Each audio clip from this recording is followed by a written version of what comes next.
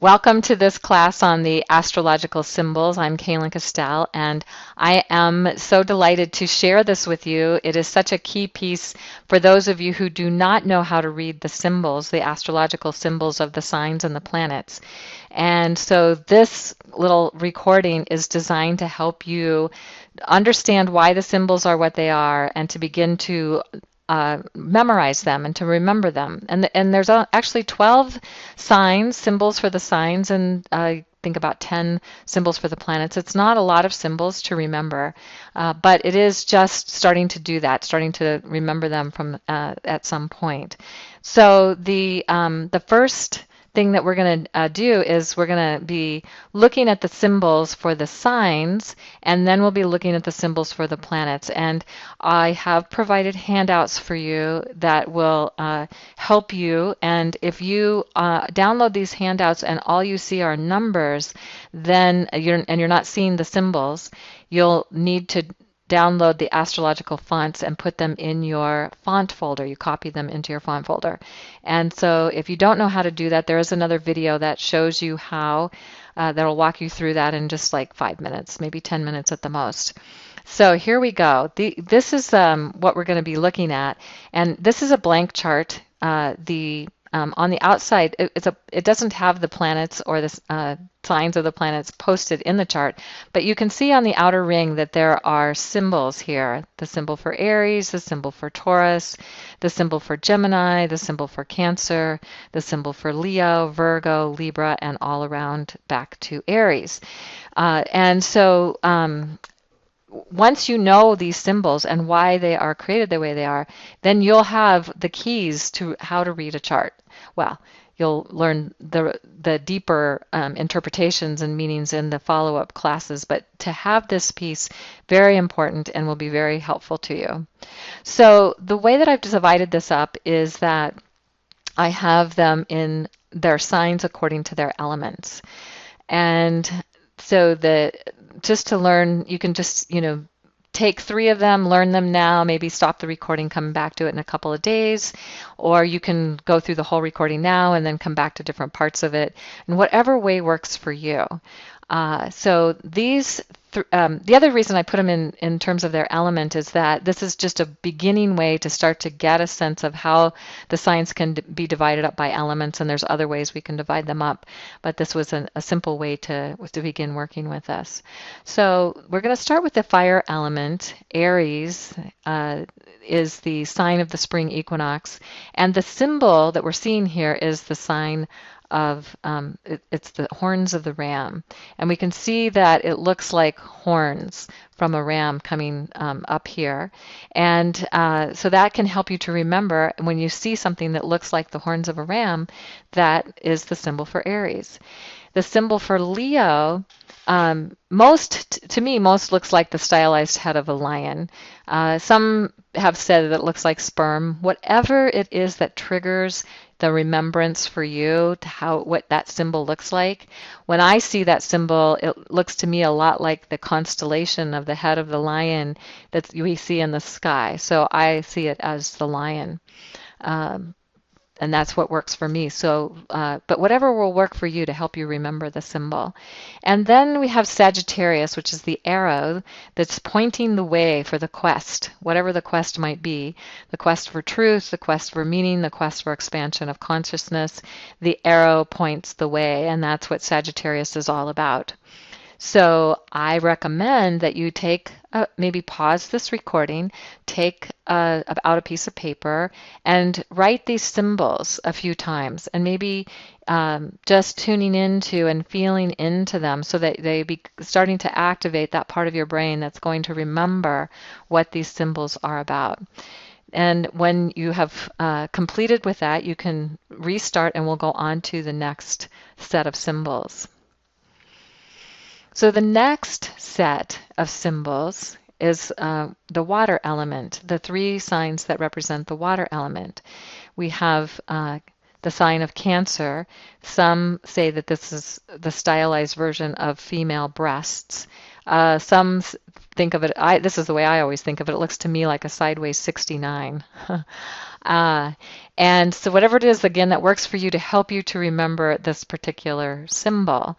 And then Pisces, it is thought to be two fish swimming in opposite directions that are connected by a cord. And literally, the constellation in the sky of the fish, that is what it looks like. They are two fish swimming in opposite directions connected by a cord. However, for me personally, when I see this symbol, it looks to me like like a crescent moon, a waning crescent moon and a waxing crescent moon that are connected, like bookends, kind of connected together. So that helps me to remember this particular symbol, whatever works for you. And then the third water sign is Scorpio. This is the letter M with a stinger the arrow pointing up from that letter M. Symbolizing the stinger of the scorpion. So again, maybe take some time to pause the recording and to write these three symbols down and to think about what the symbols mean and how they are, as you look at the symbol, how it reminds you of that particular astrological sign. And then when you're done, you can restart the recording. So the next three signs we're going to look at are the air element signs. And the first one is Aquarius. And the symbol could look like waves of water. The ancients saw it as water.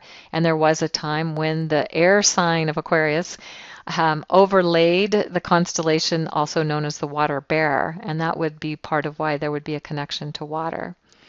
The symbol is thought to be in more modern times the waveform or vibration or sine wave or electricity.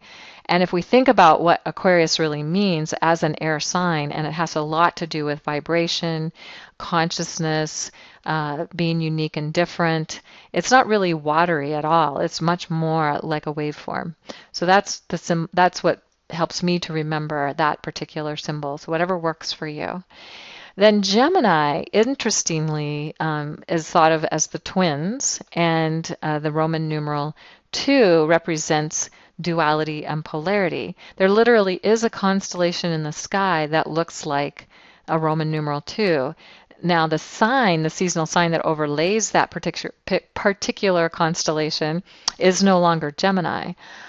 But it was some time ago, it was the seasonal sign of Gemini. So that's why we get this thing about twins. And Gemini, the sign of Gemini really is about duality and polarity. And how do we go beyond the experience of duality and polarity? That is the sort of the quest of Gemini, to go beyond duality and polarity.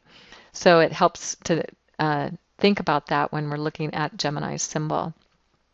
Then the third air sign is Libra, and it's all about balance, the balance between the relationship to self and the relationship to others. And so this is a stylized version of the scales.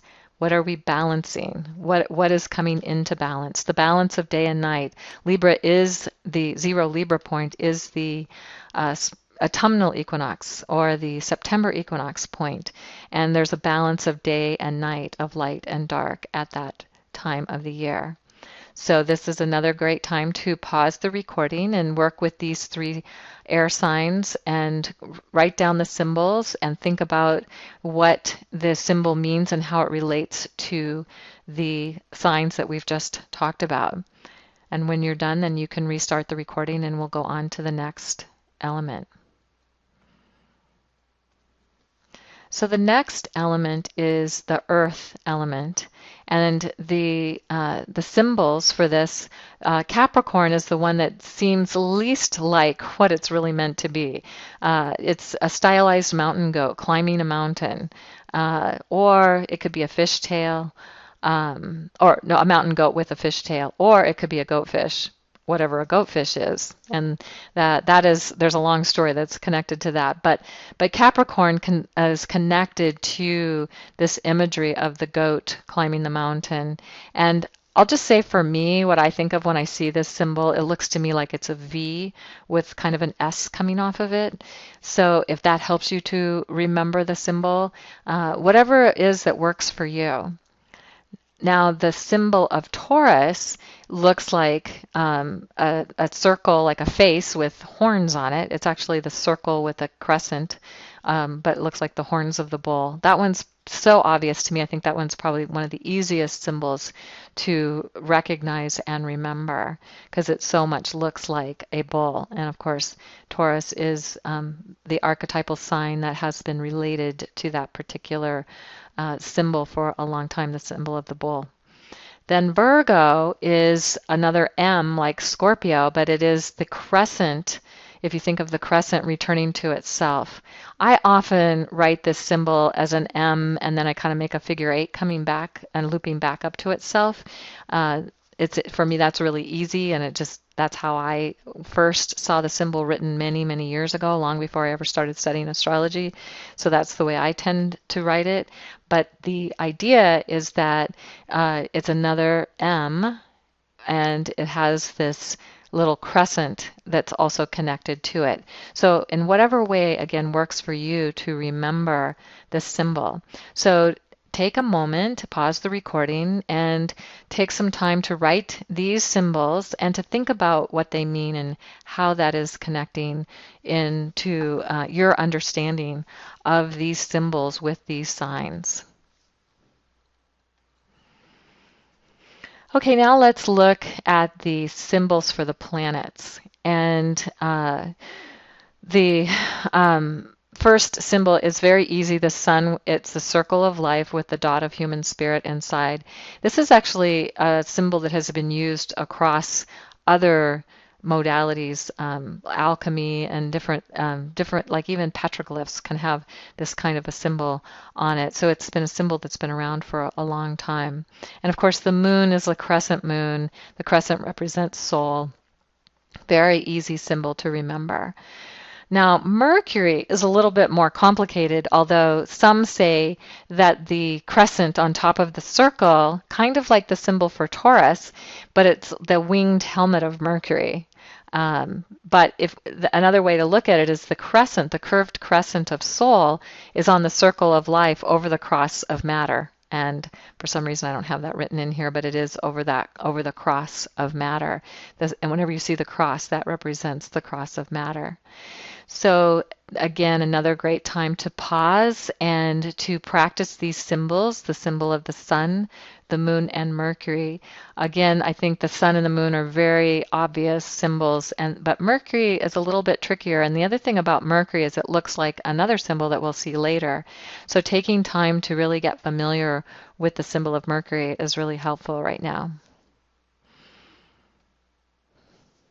So when you're complete with that, we'll look at the symbol for Venus. It's the circle of spirit on the cross of matter. It's also classically the feminine symbol you'll see for the feminine. And Mars is the circle of spirit with an arrow. Some would say it looks like an erect penis. So whatever it is that helps you to remember that particular symbol of the sacred masculine, the divine feminine, the sacred masculine. The other thing about the Venus symbol is, interestingly, in Egyptian culture, this looks very much like the Ankh. And also Hathor's mirror. There's a symbol that looks like this in the Egyptian mythology that connects to the mirror of Hathor, which is, of course, also a symbol for the divine feminine. But the Ankh is a little more elongated. It's not quite so rounded. But that's just another thing to think of when you're thinking about this particular symbol.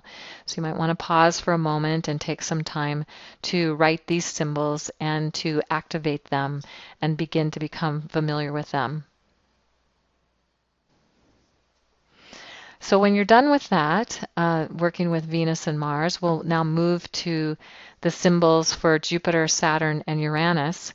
Now what's interesting about Jupiter and Saturn is they are actually the same symbol but just constructed in a little bit different way. You see here on Jupiter, here's the crescent, the curve of the crescent, and here's the cross. of matter. So it's the crescent of soul on the cross of matter, where with Saturn, here's the crescent, and there's always sometimes a little swoopy thing that comes off of Saturn, and there's the cross of matter. So it's just reversed. It's almost as if the symbol has been turned upside down. So Jupiter and Saturn are very similar. These two planets are middle world planets and are visible in our sky, whereas Uranus actually is not visible without a telescope. So if you think about Jupiter and Saturn, they are related. One is to the principle of expansion, the other is to the principle of limitations. And we'll, of course, share much more about that in the upcoming courses. But just so you can remember that, and to me, I think Jupiter looks a little bit like a 4, like a little bit of a stylized 4. And Saturn, I don't really have another image for it, but you kind of get the idea. So Uranus is the cross of matter on the circle of infinity, bound by two crescents of soul.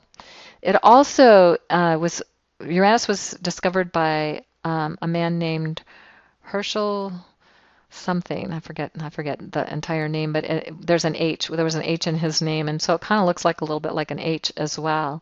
But if you think about if you think about the symbol for Venus, it's upside down and then two crescents on either side of that. It kind of looks too to me like a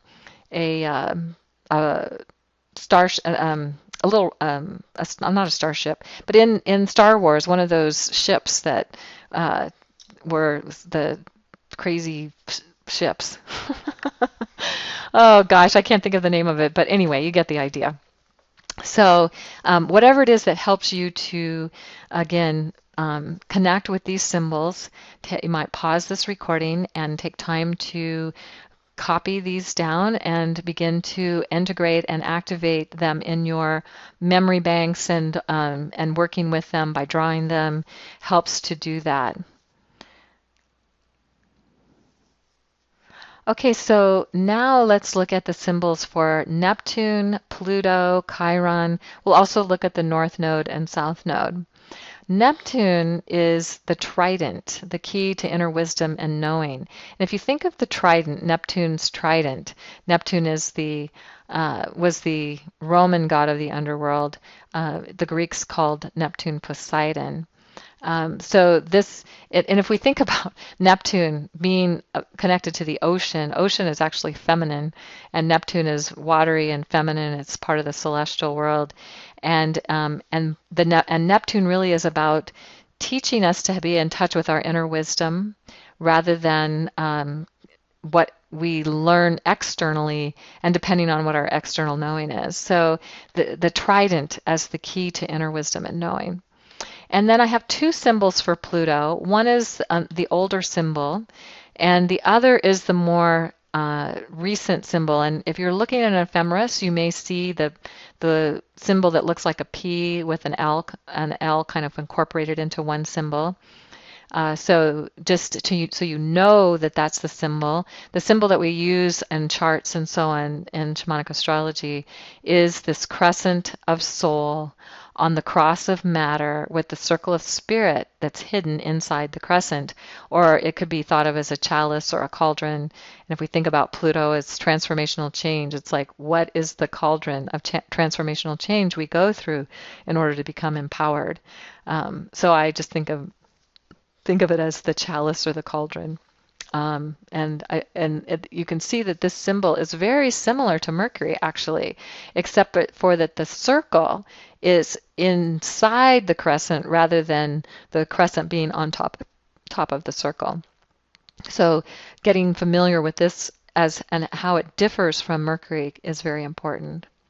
Chiron is the symbol of the circle of matter, and it has a K on top of it. The K looks like a key, and it's the key to healing our wounds. And so that's what I think of when I look at that particular symbol. The North Node looks like headphones. In fact, I'm wearing headphones as I'm recording this, and so it really makes me think of headphones. And then the South Node looks like a horseshoe. So one's pointing north, the other's pointing south. if we think of north as going up and south as going down. But of course, that's only really true if you're actually headed north or headed south. Anyway, but you get the idea. So it's just a way to keep them distinct from each other, to know which one you're looking at, because they're very similar in how they look. So again, it might be great to pause this recording and take time to write down these symbols to get them activated and to begin the process of becoming familiar with them so that they become part of what you're learning about at this particular time. So this is the handout that you are receiving, and just a kind of a copy of it. On one side is the planet, and on the other side, and I think I might change this, it won't say rules, it'll say resonates, because in shamanic astrology, we're really letting go of the hierarchical language, and the planet doesn't really rule a sign, but there are signs that it is most resonant with.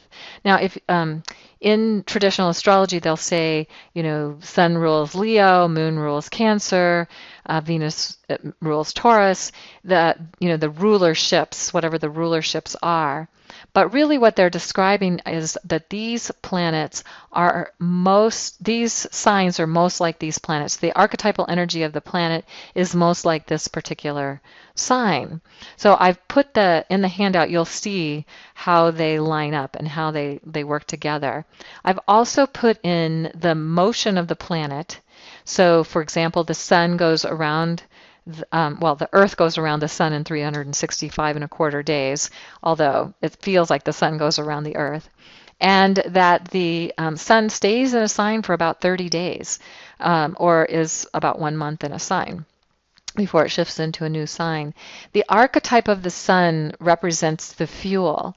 It has to do with illumination. It has to do with a doorway into the mysteries. It's also a seasonal indicator, and that means that it's telling us where we are in the seasonal cycle. Are we in the spring, the summer, the fall, the winter? Depending on the sign that the sun is in, that tells us where we are in the seasonal cycle. And the intent of the sun is that it activates. It's shining its light of awareness on whatever it might be, that wherever the sun happens to be located. It energizes. It helps us to grow and to flourish and to have that connection to the light. And really, it's the strongest symbol of great mystery. So each of these has a little bit of what the motion is. The moon is 29 and a half days to go from a full moon to a full moon, or a new moon to a new moon. It's about 2.5 days in a sign. It actually only takes 27.3 days for the moon to return back to a specific sign.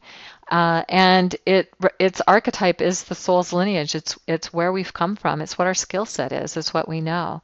And then the intent of the moon is to transmit the lineage. It's the transmitter of the lineage. It's what really represents the last, we could say, 26,000 years of any particular archetypal energy that the moon is in. So if the moon is in Aries, it's transmitting the lineage of the last 26,000 years of Aries. So Mercury actually orbits the sun in only 88 days. Zodiacally, it will pass through each sign once a year, although there are 3 times each year that Mercury is retrograde, and there's it's about 1 month in a sign. Sometimes it's only 15 days in a sign. Sometimes it's as much as almost 3 months in a sign, depending on the retrograde. If it's retrograde, it's going to be in the sign much longer, closer to 3 months. But oftentimes it will zip through a sign in maybe about 15 days. Just depending on where it is in that retrograde cycle. The archetype of Mercury is about communication, perception, and how we assimilate information. It also has to do with memory, how we come to conclusions, how we reason things out. So it really is the essence of the mind. Mercury represents the mind and how we communicate. So the intent of Mercury is to bring messages, and it also can be about what we believe. So Mercury can transform what we believe, but sometimes depending on where Mercury is and what's going on with Mercury, it may be where we are entrenched in certain beliefs. But the intent is really to transform our beliefs to help create greater liberation and freedom. Venus is going around the sun in 225 days. However, it's about 1 year before it returns back to a starting point. And if we look at the synodic cycle of Venus, and this is something that we go into great detail in the synodic cycles course, one full cycle of Venus from Earth, it lasts 584 days. So Venus is a morning star to Venus returning as a morning star is 584 days. And it's often less than a month in a sign. Unless it's retrograde, then it can be almost 4 months in the same sign. It remains retrograde for about 40 days. And the archetype is the magical feminine. And so it's really about bringing through the different aspects of the divine feminine or the goddess. What if on a woman's chart, the emerging feminine identity for the current life. On a man's chart, it is the connection to the sacred feminine. So Mars has a cycle of about 687 days to go around the sun. Or about 26 months. It's 60 days in a sign, or 2 months in a sign. It's moving about 1 degree every 2 days, whereas the sun is moving 1 degree every day. So we could see that Mars's orbit is twice as long as it takes for the Earth to go around the sun. It takes twice as long for Mars to go around the sun. This is really representative of the magical masculine, and the intent is similar to Venus in that it is about bringing through the different aspects of the divine masculine or of the quote-unquote God energy, the masculine energy, the emerging masculine identity for a man. If on a man's chart, and on a woman's chart, it is her connection to the inner other, the sacred masculine within. Jupiter is about 11 and a half years for it to go through all the signs and return to a starting place. It takes about a year to go through one sign, and its cycle lasts about 7 to 8 months, or depending on how you work with it, and this is something that gets covered in the timeline where it takes about a year, maybe about a year as it travels through the sign to go through that initiation process. So the archetype of Jupiter really represents the fastest path to attain our current life goals, to the kinds of activities that if we're doing those kinds of activities, it will take us to our goals the most quickly. So it has to do with the vision quest. What kind of vision quest? What kind of expansion? What kind of yoga? What kind of activity is going to take you to your goals the most quickly? And so the intent of any Jupiter cycle is to bring a renewal of vision and expansion. And then if we look at Saturn, it's going around the sun in 29 and a half years. It spends about 2.5 years in a sign, and its cycle, the transit, the initiation cycle, lasts about 9 months. So the archetypal energy of Saturn is structure and form. It has to do with where we reach growth, maturation, responsibility. It has to do with our fate, our destiny, and that's often based on the kinds of activities, what we are engaging in and how we have structured our life.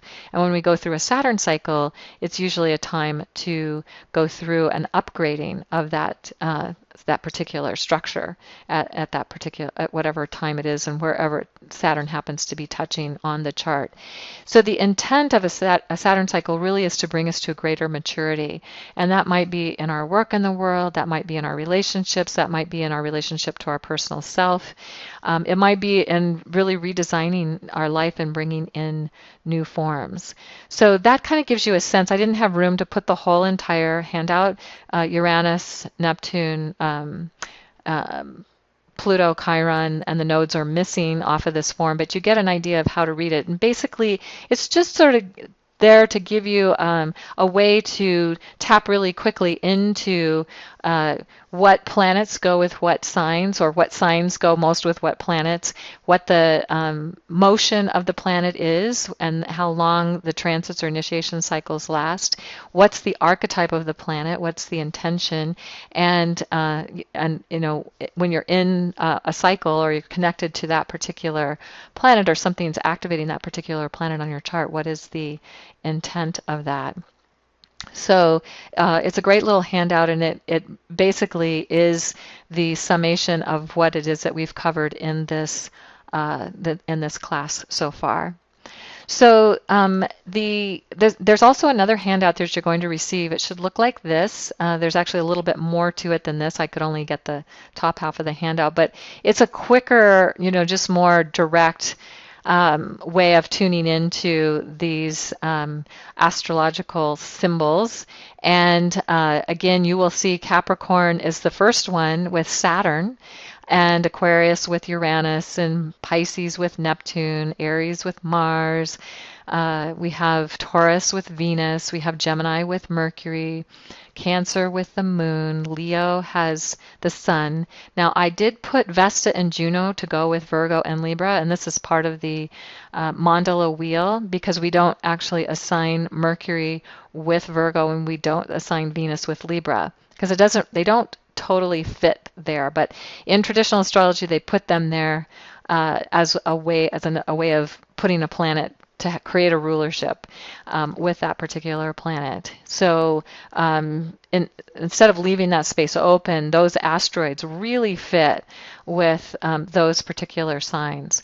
And then, of course, Pluto goes with Scorpio and Jupiter with Sagittarius. I've also listed the feminine signs. Those are the earth and water signs: Capricorn, Pisces, Taurus, Cancer, Virgo, and Scorpio. And the masculine signs are the air and fire signs: Aquarius, Aries, Gemini, Leo, Libra, and Sagittarius. And then the symbols for the nodes. And then there's aspects and some other things that are on this sheet. But the main thing is that this is to help you be able to begin to have just a little cheat sheet for looking at things as you're learning these symbols. And one of the things I've created is a practice sheet. So this is, I've filled in the first one for you. You know, you can go in, and the whole sheet is blank. And if you're seeing numbers again on this sheet, that means you need to download the fonts into your font file, and you'll have to check out the audio on how to do that. So you'll want to write in what each planet is and what each sign is. And then when you can do that without looking at your cheat sheet, you know that you have been learning them, and it's a great practice.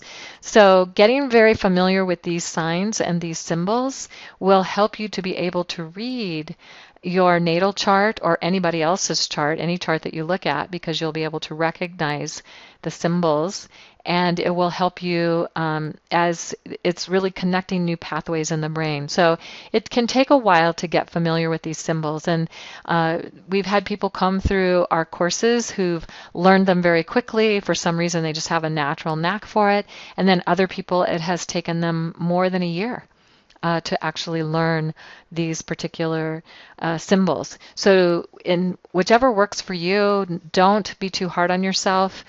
This is kind of a little bit more mental. It's a little bit more of a left brain practice. But if you take the time to practice and to write these symbols down and to work with them, and to begin to maybe learn a little bit about each symbol and why the symbol is what it is, listen back to this recording a few times, you will soon know the astrological signs and symbols.